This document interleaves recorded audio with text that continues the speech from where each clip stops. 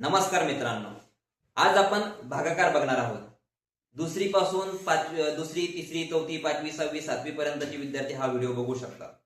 कारण अत्यंत महत्वाचे उदाहरणे या ठिकाणी मी घेणार आहे. छोट्या छोट्या कन्सेप्ट आपण क्लिअर केला तर किती जरी मोठा भागाकार आला तर तो आपण सॉल्व्ह करू शकतो. तर पहिलं एक्झाम्पल घ्या, 6/6. सोपा आहे. 6च्या पाड्यामध्ये 6 येतात का? हो येतात. किती नंबरला येतात? 1 नंबरला येतात. म्हणून 6 1 6. 6 मधून 6 गेले 0. अगदी सोपं. नेक्स्ट एक्झाम्पल आहे 7/6. आता 6च्या पाड्यामध्ये 7 कुठे मिळतोय का आपल्याला? कुठंच नाही. मग अशा वेळेस काय करावं? 7 जर मिळत नसेल तर 7 पेक्षा छोटा नंबर कोणता भेटतोय 6च्या पाड्यामध्ये तो शोधायचा. 6 1 6, 6 2 12. 12 तर मोठा होतोय, मग नक्कीच छोटा कोणता आहे? 6. म्हणून 6 1 6. 7 मधून 6 गेले 1. आपला भागाकाराला 1, बाकी आली 1. पुढचं एक्झाम्पल आहे 21/6. आता बघा 6च्या पाड्यामध्ये आपण इथं सरळ सरळ कसं करतो माहितीये का? जनरली 6च्या पाड्यामध्ये 21 मिळतात का? नाही मिळत. मग 21 पेक्षा छोटा अंक कोणता मिळतोय? 6 1 6, 6 2 12, 6 3 18, 6 चौक 24. 24 मोठा होतोय म्हणून 18, 6 3 18. आपण असं करतोय. मग 11 मधून 8 गेले 3, 1 देऊन टाकला 0. आपलं भागाकार 3, बाकी 3. पण आपल्याला तसं करायचं नाहीये. आपल्याला 6 ने एका एका अंकाला भाग द्यायचा आहे. एका एका नंबरला आपण ज्यावेळेस भाग देऊ त्यावेळेस आपल्या सगळ्या गोष्टी क्लिअर होतील. कारण जेव्हा मोठे एक्झाम्पल्स येईल आणि काही थोडेसे वेगळ्या पद्धतीचे एक्झाम्पल्स येईल त्यावेळेस आपली धांदल उडेल आणि आपलं उत्तर चुकू शकतं. त्यामुळे एका एका नंबरला भाग द्यायचा. आता 6च्या पाड्यामध्ये 2 दिसतात का? दिसूच शकत नाही, कारण 6 पासूनच पाडा तयार झाला आहे. अशा वेळेस 0 ने भाग द्यायचा. 6 0 0. 2 मधून 0 गेले 2. आता 1 खाली घेऊन यायचा. 6च्या पाड्यामध्ये 21 आहे का? नाही. नाही तर त्याच्यापेक्षा छोटा नंबर घ्यायचा. 6 3 18. 6 3 18. 21 मधून 18 गेले 3. बरोबर. पुढे आहे 180/6. आता जसं मी सांगितलं एका एका अंकाला भाग द्यायचा. 6च्या पाड्यामध्ये 1 येऊ शकत नाही, म्हणून 0चा भाग द्या. 6 0 0. 1 मधून 0 गेले 1. आता 8 खाली घेऊन आलो आपण. 6च्या पाड्यामध्ये 18 आहे का? हो. 6 1 6, 6 2 12, 6 3 18, 6 3 18. 18 मधून आता इथं वजाबाकी करता येणं गरजेचं आहे भागाकारामध्ये. 18 मधून 18 गेले 0. 8 मधून 8 गेला 0. 1 मधून 1 गेला 0. आता हा 0 आपण खाली घेऊन आलो.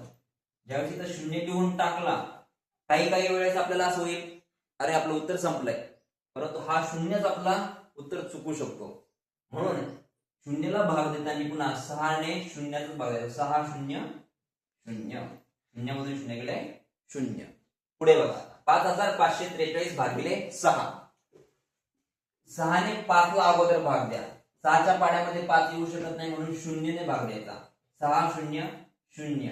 5 मधून 0 गेले 5. आता हे 5 खाली घेऊन यायचे. आता 6च्या पाड्यामध्ये 55 शोधायचे.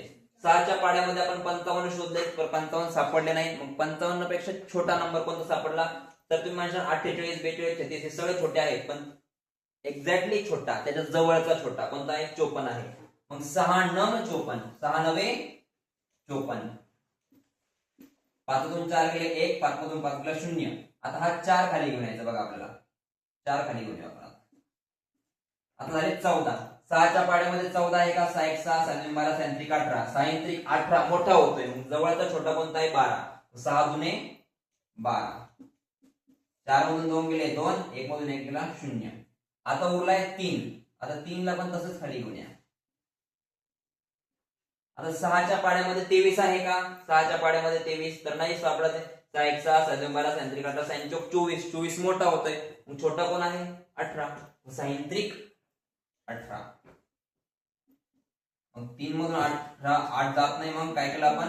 13 केले. 13 मधून 8 गेले. 13 तून 8 गेले 5. बरोबर. अच्छा इथं देऊन टाकलं 0. या ठिकाणी या पद्धतीने आपल्याला हे सगळं करायचं आहे. त्यामुळे एक एक नंबरला आपण जेव्हा भाग देऊ तेव्हा आपलं उत्तर नक्कीच बरोबर आहे. आता शेवटचा एक्झाम्पल बघा. 1248/6. जसं मी तुम्हाला सुरुवातीपासून सांगितलं एक एक अंकाला डिवाइड का करायला पाहिजे, का भाग द्यायला पाहिजे, ते याच्यामध्ये सगळं आता लक्षात येऊन जाईल. लक्ष द्या. 6च्या पाड्यामध्ये 1 येतच नाही, मग शून्याचा भाग द्यायचा. 6 0 0, 1 मधून 0 गेला 1, 2 खाली घेऊन आलो आपण. बघा मी एरो दाखवतोच मुद्दाम. 6च्या पाड्यामध्ये 12 येतात, हो 6 दुने 12, 12 मधून 12 गेले 0. आता 4 खाली घेऊन आलो आपण. बघा 4 खाली घेऊन आलो. 6च्या पाड्यामध्ये 4 येईल का? नाही. मग आपण काय करायचं, पुन्हा शून्याचाच भाग द्यायचा. इथं गोंधळ होण्याची दाट शक्यता असते. 4 मधून 0 गेले 4. आता 8 खाली घेऊन यायचा.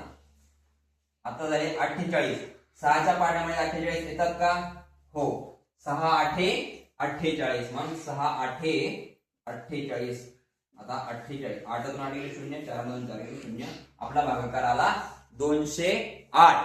या ठिकाणी आपला 208 भागाकार आलेला आहे. या ठिकाणी आपण काही एक्झाम्पल्स बघितले आणि माझ्या पद्धतीनं मी भागाकार समजून सांगण्याचा प्रयत्न केला. जर आवडत असेल तर व्हिडिओला लाईक करा, चॅनलला सबस्क्राईब करा. धन्यवाद.